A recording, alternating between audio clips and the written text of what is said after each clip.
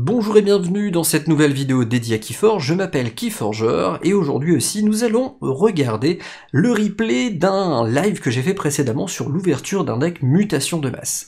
Dans cette vidéo j'ai été entouré de quelques joueurs expérimentés avec lesquels nous avons analysé en profondeur chaque carte du deck que nous avons ouvert ainsi que toutes les synergies possibles dans le deck. Donc si vous êtes pour la première fois sur une vidéo dédiée à Keyforge, vous allez avoir des conseils relativement techniques et une analyse assez poussée du deck. Je vous laisse découvrir tout ça en images. On commence tout de suite et on se retrouve juste après ce replay de live. A tout de suite. Et nous avons Rachid Pipe le sceptique maintenant. Merci, il introduit en plus le deck. Donc une composante Nova Alliance, ou Star Alliance pour les adorateurs de la version originale, les Logos, ou les Logos, ça dépend de quelle région vous venez, ou les Saurus, ou les Saurian, pareil, faites comme vous voulez. En tout cas c'est une compo que j'aime bien, et je trouve l'archonte très sympa, en violet comme ça fait très World Collide. Et il est très cool. Donc ça fait presque une compo World Collide, là. C'était clairement la compo World Collide qui était recherchée pour faire le café, quoi, comme on dit. On enchaîne sur le prochain deck. Allez. Et bah c'est parti. On essaie de battre le record de créatures. Ça commence par un auto-encodeur. Ça commence fort. Ouais, après qu'une... Puis en plus c'est une très belle illustration. Après qu'une créature a été défaussée de votre main, archivez la carte au sommet de votre deck. Donc très très cool. On a Dazio qui a le micro qui part en live. Ah, je sais. Alors, on continue. Des choses à dire sur l'auto-encodeur, parce qu'il y a beaucoup de choses à dire. Je peux peut-être vous laisser si vous voulez. Moi perso, je trouve ça très fort. Achille, je te laisse parler parce que je sais que tu aimes bien cette carte. Vas-y Achille, fais-toi plaisir. Très bonne carte, hein. Elle peut comboter déjà avec plein de cartes. Elle peut comboter notamment quand notre adversaire nous défausse des cartes de notre main, parce que ça arrive régulièrement, et moi il y a vraiment une chose que je déteste, c'est de perdre des cartes de ma main, parce qu'en général je suis en train de setuper des tours, et du coup m'enlever une carte de mon setup de tour, c'est quelque chose que j'aime pas, et du coup déjà l'auto-encodeur va contrebalancer ça. Et puis après il y a une vraie réflexion quand on va jouer des cartes, et se dire est-ce que cette carte là au final j'ai vraiment besoin de l'avoir tout de suite maintenant sur le board, ou de jouer cette action parce que j'en ai absolument besoin maintenant, ou est-ce qu'au contraire je vais utiliser cette carte pour avoir de la speed, donc c'est-à-dire défausser une carte, en archiver une, et du coup avoir de plus en plus de cartes pour jouer des gros tours dans ces archives. Pour peu qu'on ait l'archiviste, la question ne se pose presque plus, et on verra ça du coup. Ouais, j'ai juste un petit mot à dire cette carte-là parce que je trouve qu'elle est très intéressante, mais elle a un petit point négatif que j'ai remarqué récemment. Et qui est très intéressant, c'est qu'en fait c'est une carte qui, en fonction du joueur, peut devenir limite négative parce que elle va tellement changer la game en fonction des choix qu'on a pu prendre, comme tu as très bien dit Hachi, que parfois on va avoir envie de grid ou alors de jouer d'une manière qui n'est pas la bonne. Par exemple, quitte à archiver quelques cartes qui te semblent pas extrêmement fortes, et ben souvent ça va peut-être pouvoir pourrir nos archives, ou alors du coup faire des tours un petit peu plus légers. En fait c'est une carte qui est très forte dans les mains d'un très bon joueur qui connaît son deck. En fait ça dépend vraiment du joueur qui la joue, parce que il y a plein de cas de figure où il faut pas la jouer en fait, et au contraire on a envie, parce que l'effet est tentant, l'archive aléatoire c'est quelque chose qui est très présent dans Massmut et qui est toujours fun. Maintenant il faut la gérer avec parcimonie, sans quoi ça peut vite devenir un petit bordel dans les archives et puis même dans la game, parce que parfois on sacrifie des cartes qu'il ne faut pas sacrifier. Voilà, c'était la petit message d'attention. Merci pour ces commentaires, c'est très juste. Je rajouterais juste le fait que là, enfin, vous l'avez déjà dit en substance, mais des fois l'adversaire peut nous faire défausser des cartes avec des effets comme on l'a vu dans le deck précédent notamment, et dans ce cas-là ça devient un avantage pour nous en fait, et donc c'est même l'adversaire il oublie un petit peu de se rappeler des artefacts, des cartes qui sont présentes et qu'il lit pas trop ce qu'on a de notre côté, il peut faire une erreur de jeu, et bon, si on est sympa normalement on lui déclare, n'oublie pas que ça va faire ça. Mais c'est typiquement le genre de carte qui peut se faire oublier aussi si elle est là installée depuis le début, quoi. Et si le joueur l'utilise pas trop. Ouais. On continue avec Fille, qui est très connue. Message personnel, si Guitout est toujours dans le chat, et a priori il y a Butternut qui essaie de te rappeler, a priori, et qu'il est vraiment désolé de t'avoir loupé ton appel. Et moi, je voudrais balancer un petit message perso aussi à ma femme. Si jamais tu rentres des courses, ramène du pain. Non, c'est une blague. Évidemment, il n'y a pas de souci, au contraire, t'as bien raison d'en profiter. J'espère que Guitou va retrouver du coup Bot, ça serait bien. C'est une bonne rencontre qui peut amener plein de belles choses. Parce qu'on a... C'est Petit Bot ou Bot or Not qui est là-bas? Bot or Not. D'accord, donc on a 2 patrons ensemble, c'est bien. Voilà, c'est ça. Le patron du Discord qui forge France et la FK, donc c'est très bien. Tout à fait. On continue sur la découverte de ce Rachid Pipe, le sceptique. On est toujours dans du Logos, avec enquête éclectique, avec une superbe illustration. Moi j'aime vraiment beaucoup. Et ben là on est sur de l'archive, hein. Archivez les 2 cartes au sommet de votre deck. Archive aléatoire. C'est important de préciser parce que ça a vraiment rien à voir avec de l'archive classique. Ok, même très bien. On va pas s'énerver. Je déconne. T'as bien raison de le souligner. C'est pas tout à fait de l'archive choisie. Tu as raison de dire que c'est aléatoire. Donc ça change vraiment beaucoup les choses. En effet. C'est hyper important. Surtout que même la Team SAS a pris, même si c'est que t'aimes pas trop, il y a des choses à critiquer, c'est vrai, mais ça c'est un autre débat. Ils ont quand même implémenté, dans le SAS, la différence entre l'archive et l'archive aléatoire. C'est très important parce que c'est beaucoup moins fort évidemment. La carte reste broken, moi j'adore, et puis le design, comme tu as dit, est super aussi. Maintenant, ce qui est génial, c'est qu'on a une extension Massmut où il y a beaucoup d'éléments qui vont tourner autour d'archives aléatoires. Donc voilà, c'est différent, c'est très intéressant, mais c'est important de le souligner. Mais tu as bien raison, ne change pas, continue. Ça a l'avantage de rendre la mécanique d'archive un peu moins oppressante, on va dire. Tout à fait. Pardon, excuse-moi. Je disais, ça a l'avantage de rendre la mécanique d'archive un peu plus juste, parce que il y avait jamais voilà, la plupart du temps c'était tiens, je vais préparer un tour sur lequel tu ne vas rien pouvoir faire avec mes archives, et là au moins voilà, il y a des questions entre est-ce que je vais polluer mes archives, est-ce que je vais et donc il y a tout le temps maintenant ce risque du est-ce que je récupère mes archives tout de suite pour pouvoir jouer mon tour, ou est-ce que je risque de rajouter d'autres archives, et dans ce cas je vais reprendre ma main, je vais avoir plein de maisons dont je vais pas pouvoir rien en faire, et je vais finalement perdre les pioches que j'aurais pu faire. Donc ça donne des choix qui sont beaucoup plus intéressants stratégiques que le archive une carte de ta main de ton deck, la meilleure que tu veux. Là, je rejoins vos commentaires. Moi, j'aime bien aussi le petit effet Kinder, hein, de dire qu'est-ce que je vais piocher pour mettre en archive. Je trouve ça cool. On rajoute une carte avec un artiste qui fait des choses incroyables, qui s'appelle ce Balance Sheet, qui a créé cette magnifique illustration de Infomorph, créature mutant qui gratifie 2 autres cartes, ou peut-être la même qui va recevoir les 2 gratifications. Toujours vider son historique de recherche, Docteur Escotera. J'aime bien le texte d'ambiance aussi. Donc voilà, c'est 4 de puissance sur la table, de quoi moissonner. Elle donne de la speed, c'est très bien. Après, voilà, à mon avis, peu d'autres choses à dire, je pense. À moins que vous ayez des trucs à me dire, en dehors qu'elle est très jolie. Non, tout était dit pour moi. On continue alors avec l'éthologie, rien à voir avec l'acteur et le chanteur Jared. Une ombre gagnée en la jouant, une carte d'action. Donc là l'effet, il faut lire un petit peu. Défaussez des cartes du sommet de votre deck jusqu'à ce que vous défaussiez une carte Logos ou que vous soyez à court de cartes. Si vous défaussez une carte Logos de la sorte, placez-la dans votre main. C'est une mécanique que l'on connaît depuis l'appel des archontes, mais c'était en Brobnar plutôt. Et ça s'appelait sonner les trompettes, si je ne dis pas de bêtises. C'est ça ? Tout à fait. Il y en avait une en Mars également. Oui, aussi. Je sais plus comment elle s'appelle en Mars d'ailleurs. Non, parce que personne joue Mars de toute façon, donc on s'en C'est souvient faux, pas. moi j'aime bien Mars, mais je me rappelle plus de cette carte. Laquelle Celle-là, mais en Mars, en gros. En artefact, effectivement, comme disait. Qui rappelait une créature. C'était une créature, c'était le portail. C'est pas peut-être portail. Portail d'invasion, non ? Ouais, je crois que c'est ça, tout à fait, ouais. Donc voilà, l'illustration est magnifique aussi, je trouve. Ça amène Keyforge encore plus loin. Ouais.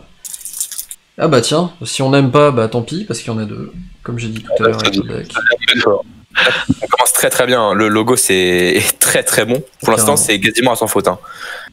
On a du Cumex. Je peux trouver ça pas très bon, mais quand tu commences à les cumuler, ça va vraiment donner de la speed intéressante à ton deck, parce que on peut vraiment se retrouver à défausser des bonnes cartes qu'on voulait pas vraiment défausser, quand on commence à en avoir une deuxième, on va pouvoir vraiment cycler son deck une deuxième fois, et du coup, même si on les a défaussés, on dit c'est pas grave, je vais cycler rapidement, et du coup, je vais pouvoir les repiocher dans un deuxième tour de deck. Exact. Ah ouais.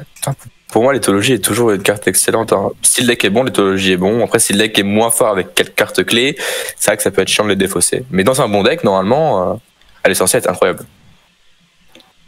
J'aime beaucoup. Yogg, pareil. Finalement, l'éthologie, c'est un peu comme si tu avais un don d'ambre sur une carte Logos. Donc, puisque tu vas poser l'éthologie, tu vas gagner un nombre, tu vas repiocher sans une carte forcément Logos que tu vas pouvoir jouer. Et donc, c'est aussi le type de carte où plus t'en as et plus c'est intéressant parce que à chaque fois, ça va te gagner, ça te faire gagner l'ombre. Tout à fait. En effet. Cumex, qui est l'autre petit robot de compagnie de notre regretté, j'allais dire, Brad Andress, Quixo l'aventurier. Il a Archimède et il a Cumex. Enfin, il a plusieurs Cumex d'ailleurs. Et donc, cette carte, moi, je la trouve top. Moi. On pioche on l'archive, elle revient. Voilà. Je trouve ça très cool de piocher. Là, on rajoute de la speed. Si elle reste un tour et qu'on a besoin d'une petite ambre, soit on moissonne, soit on l'envoie au casse-pipe pour qu'elle parte en archive.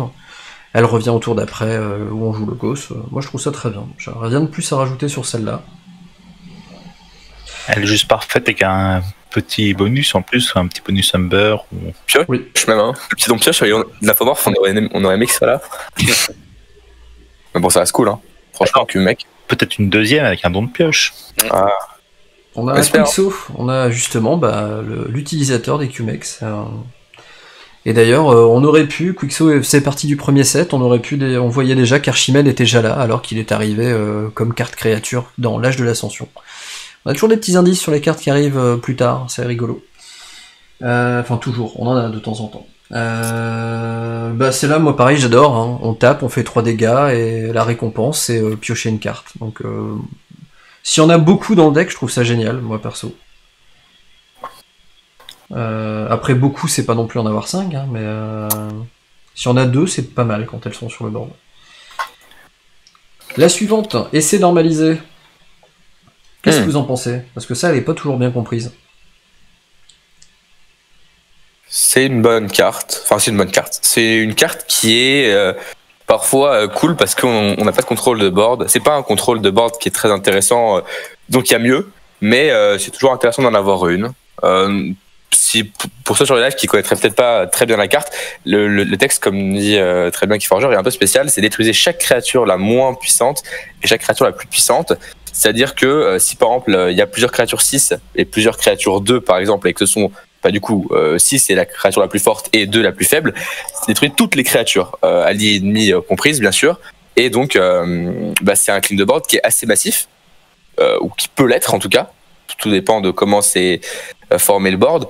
Le seul truc qu'on peut lui reprocher, c'est d'être un petit peu trop aléatoire, étant donné que ça dépend vraiment de la partie. Parfois, elle va pouvoir quasiment faire gagner une game. Parfois, on la défaussera juste parce que on a la plus forte et la plus faible à la fois. Ouais, c'est un petit peu jouer la loterie, mais bon, quand elle n'a pas de clean de board dans un deck, on la prend toujours, hein, je pense. Je sais pas ce que vous en pensez, les gars, mais... Moi, je trouve que dans Mass Mutation, elle a pris beaucoup de valeur. Parce qu'il y a énormément de créatures qui sont à 3 ou 4. Contrairement dans les autres sets où on avait beaucoup plus de disparité dans les... Dans les puissances. Ouais. Dans les puissances des créatures, là, je trouve qu'il y a quand même un gros recentrage entre 3 et 4. Après, je dis pas, il y a toujours des 1, des 2, et puis un peu plus, mais globalement, je me suis déjà retrouvé sur des parties, j'ai un full board de 3, 4, et puis je me dis, merde, la 3, c'est la plus faible, la 4, c'est la plus forte. Alors, quand c'est chez l'adversaire, ça me va très bien, quand c'est chez moi, c'est un peu moins bien. Moi, ce qui me dérange, c'est qu'il y a quand même quelques cartes qui ont des effets détruits très intéressants pour leurs propriétaires, aujourd'hui. Je pense à Craporte-Clé, je pense à Bad Penny, Rat Penny, pardon, où du coup si on la détruit on rend un peu service à l'adversaire, donc si c'est de notre côté c'est cool, si c'est de l'adversaire c'est moins cool, mais bon, donc ça c'est typiquement le genre de carte où si c'est intéressant je vais la garder, si c'est pas intéressant j'aurai aucun problème à la défausser, quoi. Et là l'auto-encodeur joue son rôle.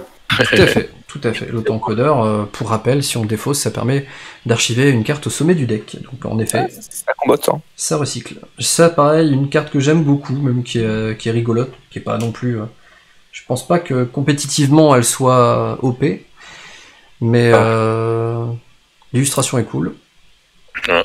Disons que c'est que quand tu vois boucle causale, que tu te dis ah bah maintenant je comprends pourquoi il y a des créatures qui te permettent de défausser des cartes logos dans tes archives, parce que c'est pas mal de finalement en fait en ce type de carte. Si tu vas normalement tu vas généralement archiver une carte qui va être d'une autre maison.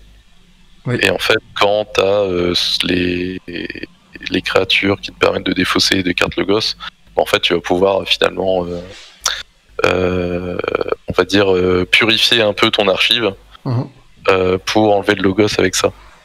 Alors, sauf si tu as les cartes qui peuvent être, effectivement, on avait vu le standard testing, test standardisé, où là, c'est une carte logos que tu peux avoir envie d'archiver, donc là c'est idéal, ou même principe d'effervescence. Mais sinon généralement t'as plutôt envie une fois qu'elle est faite, de t'en débarrasser de tes archives. Oui, après c'est une très bonne carte de tour 1, joueur 1 aussi, pour archiver une autre logos justement. Effectivement. Moi, je note juste un petit élément. Si là on a l'archiviste, on a un deck incroyable. Hein. C'est vrai. Et c'est juste ça. La boucle causale. Ce que vous avez dit est intéressant. Je pense que la carte aurait mérité un petit don d'ambre déjà direct pour vraiment être viable. Là, comme dit Keyforger, elle n'est pas forcément très compétitive, plus fun. Quelqu'un veut réagir à You Squid No, qui dit en première carte pourquoi c'est intéressant. Moi, tout simplement parce que ça permet. Voilà, vas-y, je te laisse répondre. Vas-y. En fait, c'est simple, c'est quand tu vas le jouer en première carte, tu vas pouvoir archiver une autre carte, Logos, et du coup, ça renforce, ça te permet de virer un peu des cartes de ta main, de repiocher donc plus, et du coup, d'avoir un tour Logos peut-être plus intéressant après.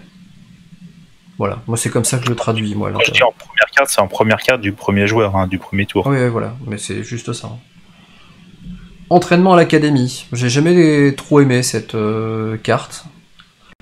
Voilà. L'amélioration, on l'attache à une créature. Elle appartient de fait à la maison Logos, donc ça peut quand même. C'est un effet qui est relativement cool, parce que ça permet de créer une sorte de Maverick, finalement, Logos.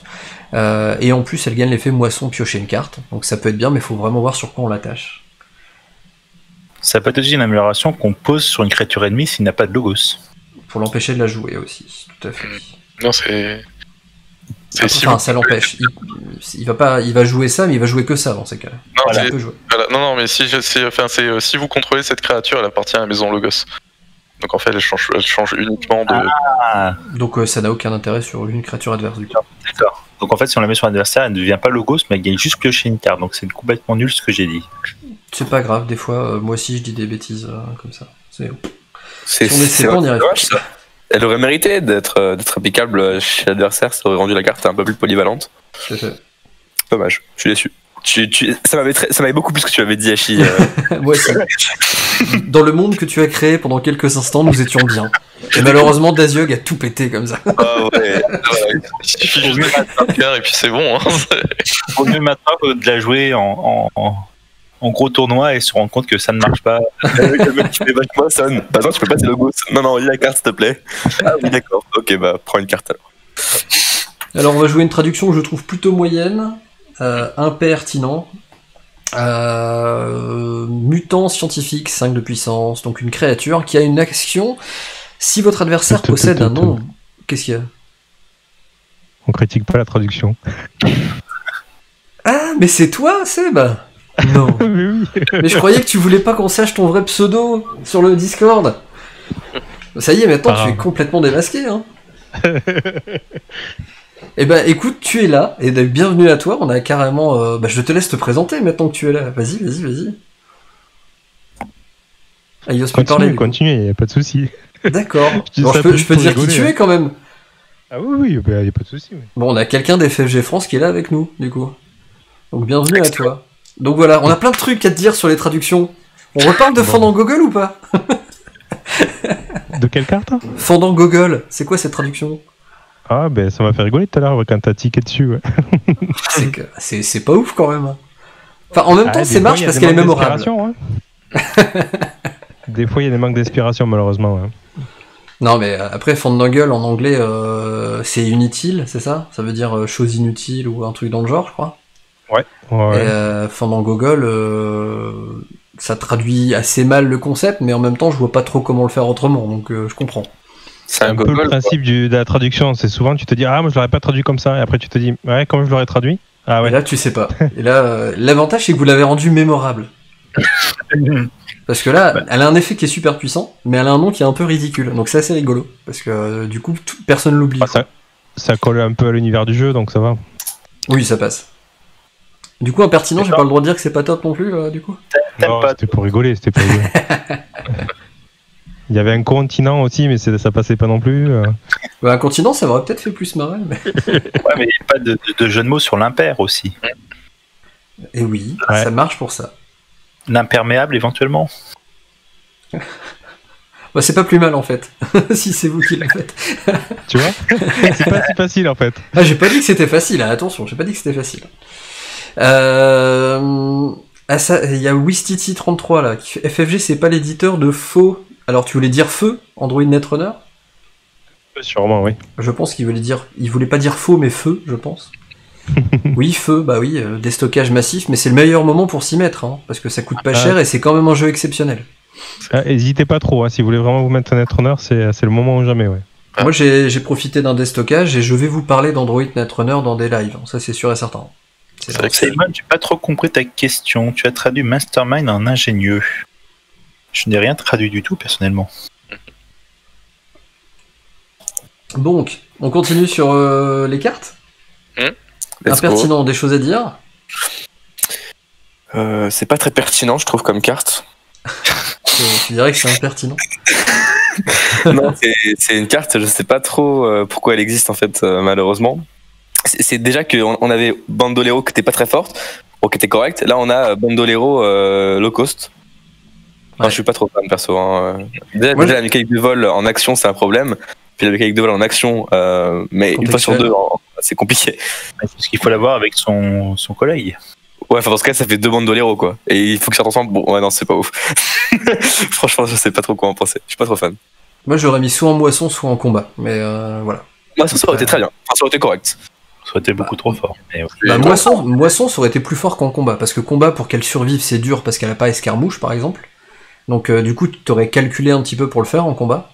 Alors que moisson, tu réfléchis pas, tu moissonnes, t'as un effet qui est super cool. Donc, c'est trop fort en moisson. Et en combat, ça m'aurait paru un petit peu plus. Un peu plus juste et équilibré, j'aurais dit. Ouais, moisson, ça aurait été une bonne carte, hein, mais c'est pas non plus bâti. Quand on compare à une Red Penny, je trouve pas ça. Non, pour moi, ça aurait été fort. Quand on compare à un Game J, par exemple, parce qu'il y a un effet qui s'applique plus souvent que l'impertinent, à mon avis, parce que tu peux gérer ton arme durant ton tour. L'impertinent, là, t'as pas trop de. C'est plus compliqué de gérer l'arbre adverse que le sien. Je sais pas. Moi, je trouve que ça aurait été bien. Ça aurait pas été trop fort. D'accord. Regarde toutes les créatures qui moissonnent et qui volent, il n'y en a pas tant que ça, et à chaque fois, elles ont une contrepartie. Oui, bah c'est le cas là. Ouais, la contrepartie est assez faible quand même. Ah bon? C'est plus difficile que de placer un Game J, moi je trouve. Parce que Game J, tu peux pas gérer l'ombre adverse. Tu peux pas. Tu peux gérer ton ombre avec le Game J. Là, tu peux pas gérer l'ombre adverse. C'est beaucoup plus compliqué. Alors, en général, tu peux gérer ton ombre sur l'augmenter, mais sur le diminuer, tu peux plus difficilement en général. Bah, c'est intéressant quand il y a du don de capture, hein, finalement. Mais le père est, à la limite, quitte à choisir, le père est plus intéressant parce que au moins c'est une forge à 10, quoi. Mais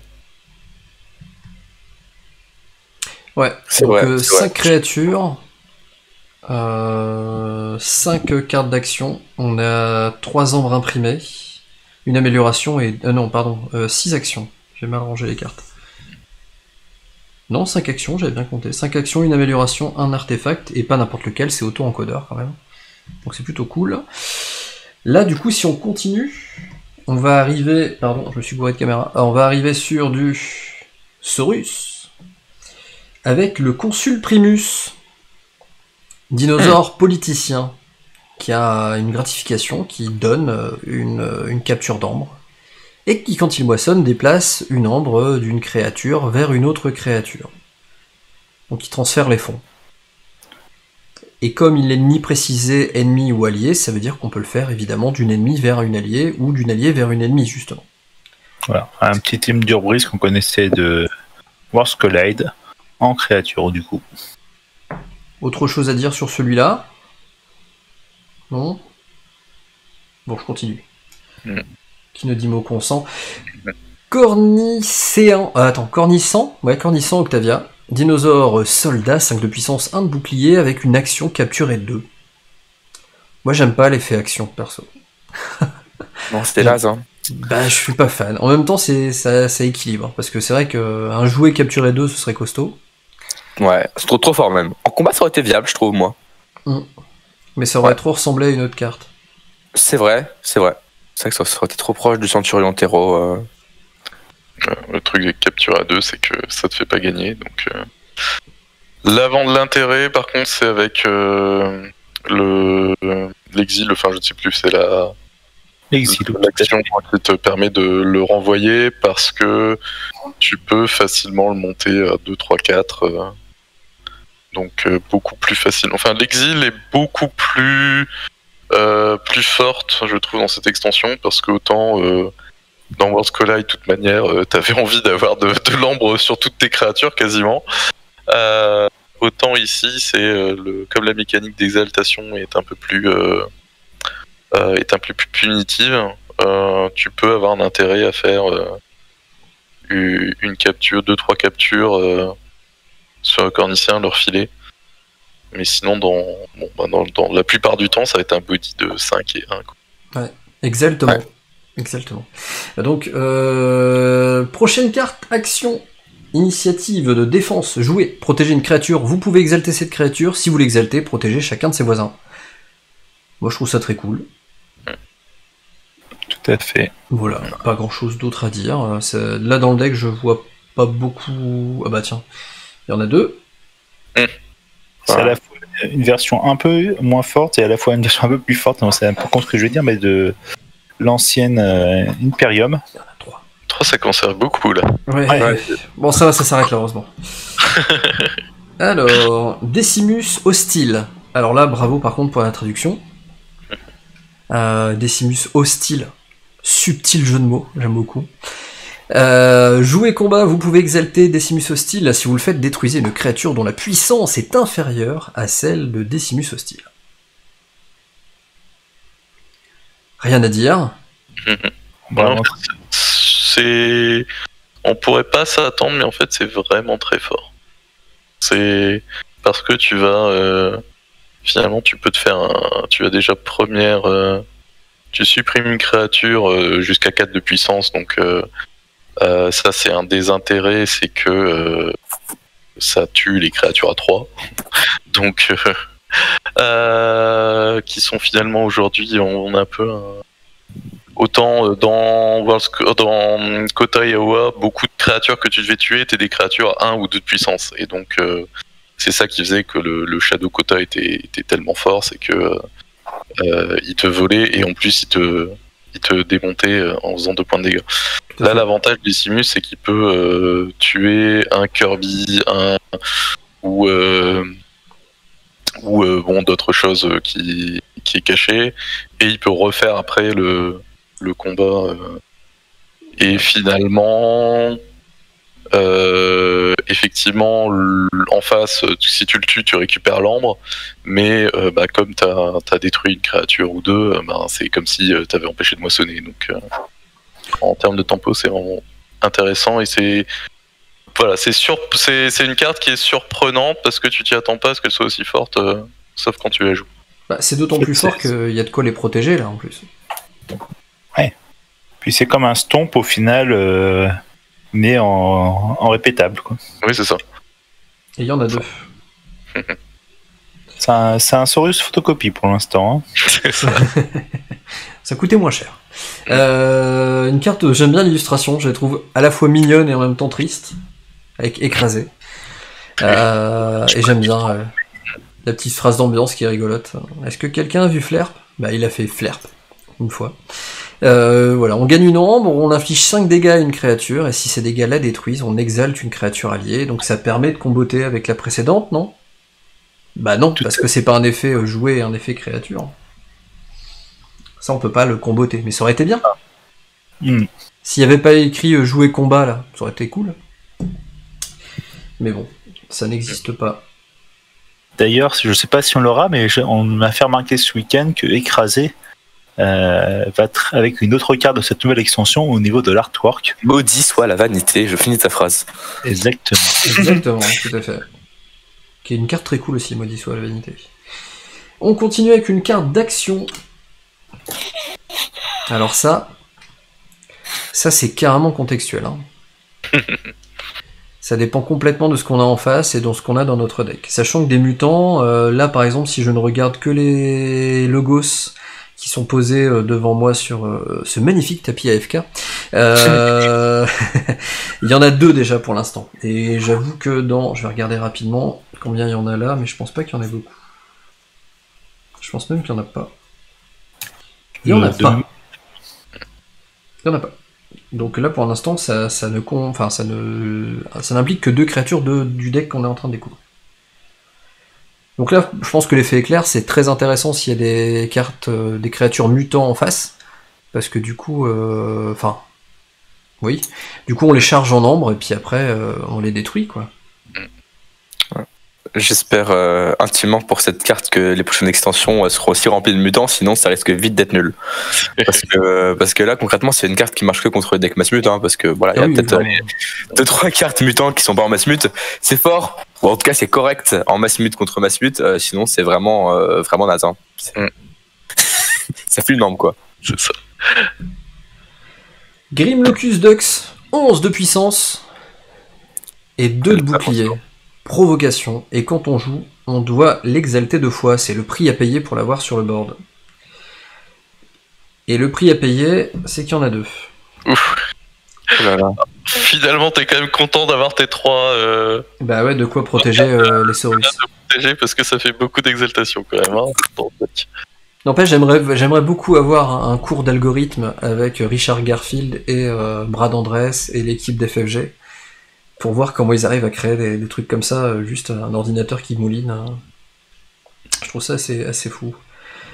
Monument à Octavia est la prochaine. Un artefact de lieu, action, une créature alliée capture 1. Si Cornicien Octavia est dans votre défausse, cette créature capture 2 la place. Quelque chose à dire? Non? C'est pas nul, c'est pas incroyable non plus. C'est un petit peu comme la clé squelettique, je crois que c'est le nom en français. Skeleton Key en Shadow qui était là en quota, qui capture 1. C'est sympa. Le problème, c'est que Skeleton Key avait l'avantage d'être combotable avec un too much. Là, il n'y a pas trop. C'est pas mauvais, c'est pas mauvais. Le problème, c'est que c'est une carte qui, si elle n'arrive pas rapidement dans la partie, va avoir peu de value. Heureusement qu'il y a les deux grosses créas à 11, mais sinon je suis pas trop fan, globalement, de cet artefact-là. Il y a beaucoup de cartes d'action, vraiment beaucoup de cartes d'action dans ce deck, très très peu. Ça fait bizarre de voir un deck comme ça juste après un deck board, de fait ça change beaucoup la donne. En ombre imprimé pour l'instant on est 1, 2, 3, 4, 5 seulement. On a une amélioration, 2 artefacts, on a 10 cartes action, et il reste encore 12 cartes à découvrir. Donc on a un board qui est assez limité, on a très peu de provocation, mais on a beaucoup de protection. On a quand même les 2 grosses créas à 11 les provocations. Hein. Comment? C'est pas mal quand même les 2 grosses créas à 11 la provocation, 11-2. Ah oui, c'est sympa, mais... Ça veut juste qu'elle protège beaucoup elle, hein.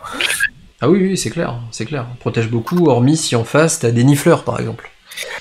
Oui, c'est vrai. Les nifleurs ils passent, ils font, ils te crient dessus et ils te lancent des pommes et voilà. Donc, par rapport à ce que tu demandais, il y a 6 mutants dans chacune des extensions précédentes et 87 dans Mass Mutation.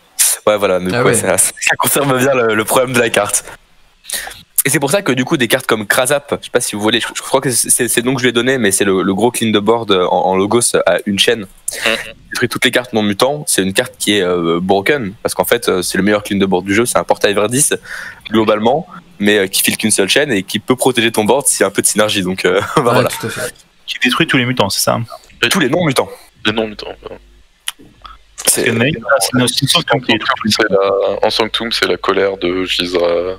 Ouais. Puis détruit. Pixel Art. Là, il y a de quoi faire aussi, hein, de rajouter 2 d'armure à une créature, et après l'avoir utilisée, on peut la détacher et la mettre sur une autre, sur un voisin. C'est très sympa. Permet de protéger d'autant plus les Grimlocus Dux, ou encore le Decimus Hostile, qui lui permettrait de combattre en subissant peu de dégâts contre des créatures assez faibles. C'est pas mal. C'est plutôt pas mal. Il faut, à mon avis, il va peut-être avoir un copier-coller, il va en avoir 2. Non, perdu. Ah bon, on a un truc qui est sympa. Aspiranti Orguet, qui donne 1 de capture. Donc il l'a donné certainement tout à l'heure déjà. Ah non, il l'a pas encore donné, tiens. Il n'y a pas beaucoup de dons dans ce deck-là. Et qui a une action, si Aspiranti Orguet n'a pas de voisin Novalliance, voler 1. Donc bon, il suffit de le coincer entre 2 Saurus ou 2 Logos, ou un Saurus et un Logos. Et ça peut être sympa. On n'a pas de quoi réactiver les créatures une deuxième fois, ni de les redresser. C'est un truc... Bon, je l'aurais préféré évidemment en moisson, mais... Elle est bien, mais c'est pas non plus... Ouais. En même temps, voilà, moisson sur un effet de vol, ça te fait quand même delta de 2, quoi. Donc, là pour le coup, c'est delta de 3, pardon, delta de 3, puisque tu vas, ouais. tu vas gagner 1 de maçon, gagner 1 de vol, et l'autre va perdre 1. Disons que je suis gourmand, alors. Voilà. Je crois qu'on a Juanito qui est arrivé avec nous, si je dis pas de bêtises. Ouais, salut Juanito, merci. Comment vas-tu? Il était bon le tacos? Ouais, ça y est. Disons que celui qui moissonne et qui vole sans condition, c'est le charognard, mais quand ses voisins se font attaquer, il prend tous les dégâts. Donc voilà, en fait. On a également Étincelle qui est là. Salut à toi. On continue. Amélioration. Matin Max. Cette créature gagne combat, moisson, capture et 1. J'aime beaucoup la traduction pour le coup. Je pense que notre ami d'FFG est parti, mais voilà, j'aime bien ce ton. Mais je vous. Très bien. Si on n'aime pas cette carte, voici la double.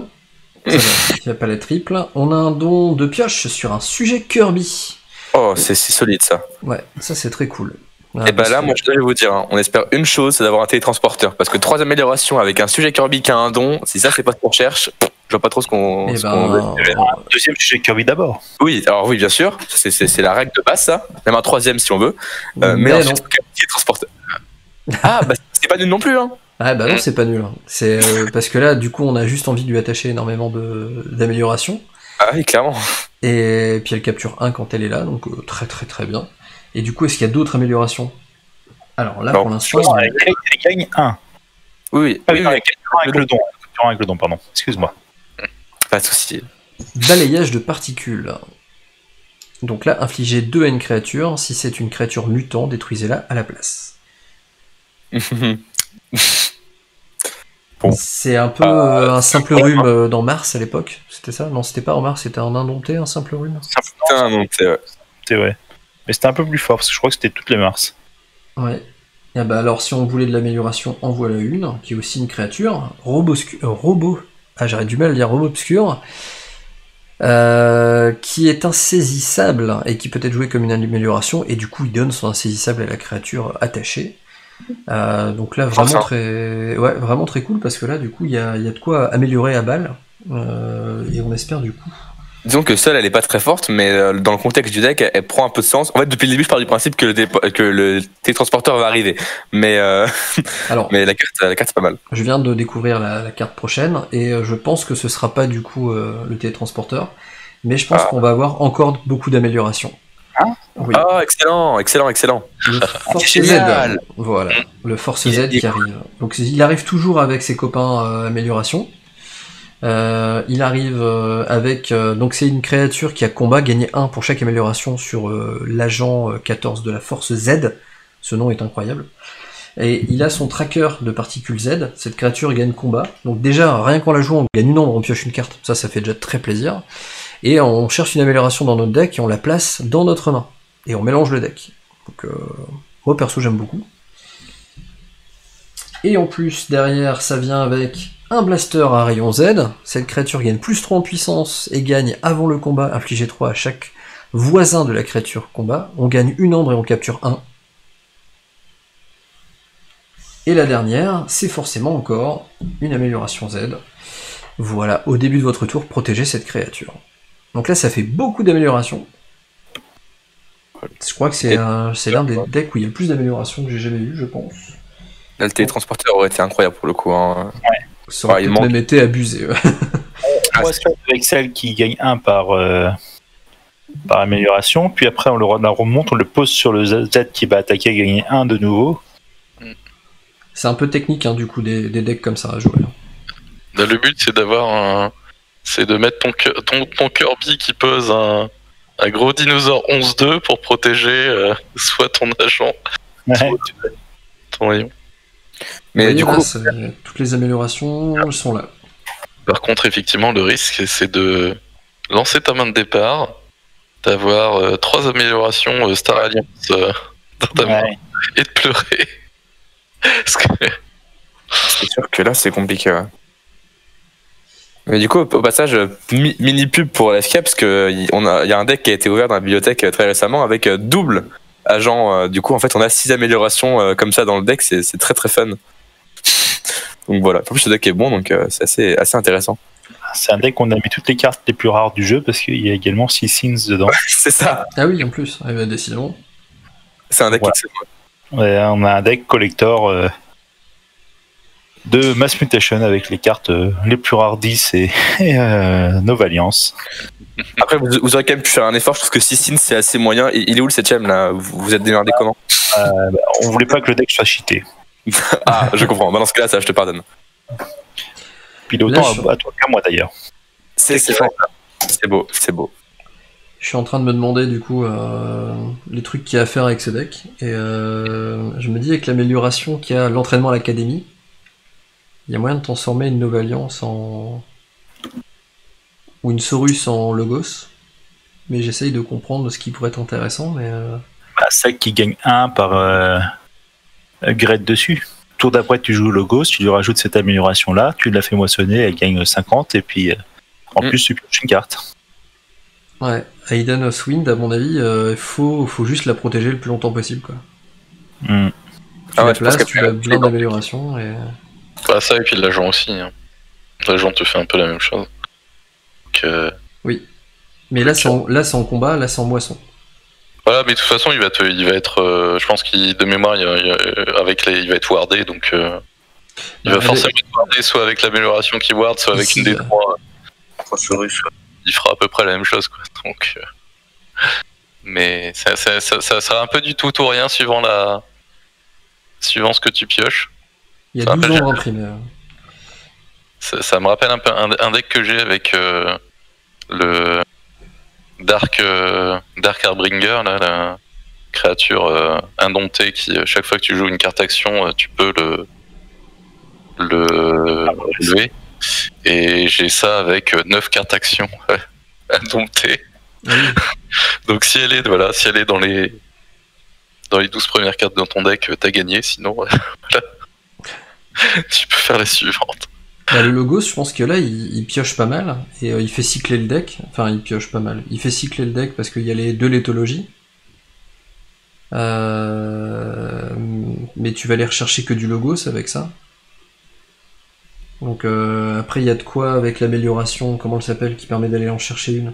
Avec celle-ci, le tracker de particules qui permet, lors d'un combat, d'aller chercher une amélioration. Donc il y a moyen de comboter... Après voilà, ça plus c'est technique sur le Kirby peut te mettre pas mal de choses. Enfin, le Kirby peut ramener soit les 2 dinosaures qui ont provocation, soit les deux Decimus qui eux peuvent détruire une créature qui peut se débarrasser de la créature sur laquelle tu vas blinder d'amélioration. Et donc voilà, cette vidéo touche à sa fin, je vous remercie de l'avoir regardé jusqu'au bout, j'espère que l'analyse vous a plu, que vous avez appris des choses sur le jeu, n'hésitez pas à commenter en dessous de cette vidéo ce que vous pensez du deck, les synergies que vous avez vues à l'intérieur, peut-être qu'on en a raté, donc n'hésitez pas à nous dire ce que vous avez découvert que l'on aurait raté. En tout cas, je vous remercie encore, on se dit à très bientôt pour du contenu, soit sur cette chaîne YouTube ou sur la chaîne Twitch, donc le lien se trouve dans la description. Si vous avez apprécié, mettez un petit j'aime, n'hésitez pas à vous abonner également. On se dit à très bientôt pour de prochains contenus. Prenez soin de vous, à bientôt, ciao!